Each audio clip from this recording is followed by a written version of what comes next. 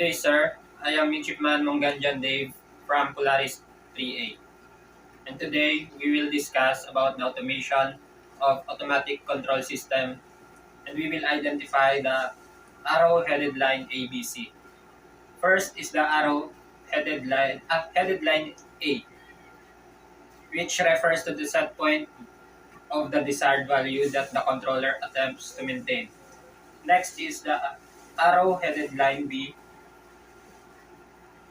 that is signal sent by the controller to the control valve or to the actuator. Next is the arrow-headed line C, that measured value from the process measured by the sensing element. The four basic components of the automatic control system is shown in the diagram, namely the sensor or the sensing element, the controller or the actuator, or the final controlling element, and the process or the motor element. The process consists of an assembly of equipment and material that is related to some manufacturing operation or sequence. The parameters or output of the process is being measured by the sensors.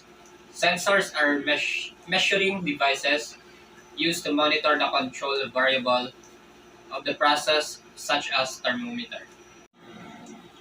The sensor will send the measured value to the controller, wherein the controller will compare the measured value to the desired value, or the set point if there is difference or an error.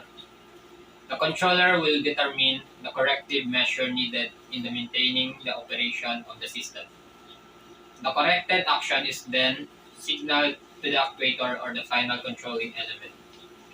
The actuator is the direct influence on the process and will correct the manipulated variable of the process.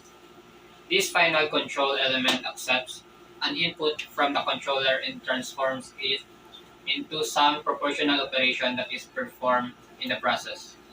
Commonly, the action performed of the actuator is to adjust the flow of the fluid in the process. The sensor will measure the controller, will evaluate the measured and asset point, and the actuator will correct the operation of the process. That's all. Thank you, sir.